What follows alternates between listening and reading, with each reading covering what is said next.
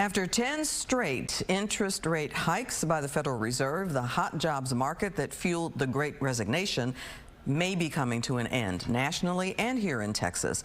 New job numbers show the Texas unemployment rate increased in May. Fox 4's Lori Brown live in Richardson with the story. Lori.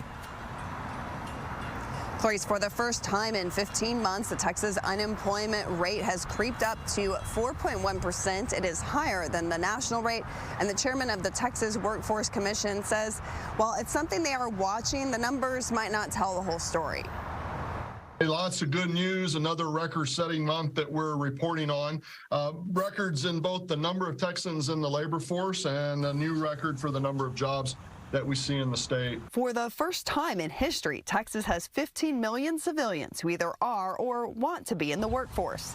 Most of you obviously are aware of some of the storm clouds that are on the national horizon, but despite a lot of the conversation about what is going to happen in the job market in the future, right now the data in Texas is really strong, particularly in our largest metropolitan areas. North Texas saw the number of jobs increase more than 4% over the past year.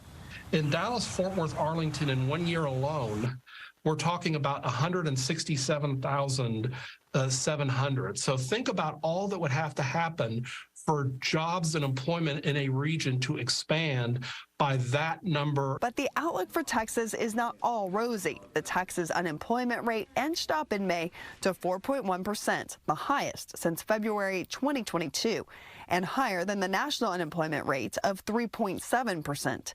TWC Chairman Brian Daniels said the unemployment numbers may be driven by an attractive market. 10,000 more unemployed folks this month than we saw last month, but nearly 40,000 more employed people. And so I think what we're seeing, based on the data that they've been able to put together for me, is that people are entering or re-entering the workforce when they haven't been working full-time.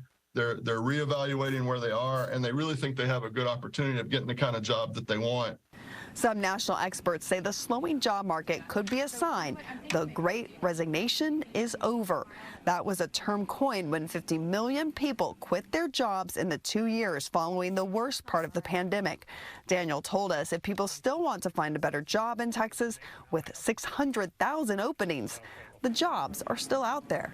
Like the Great Resignation was in the first place, I think some of that's dependent on where you are. I think some of it's dependent on what your job is.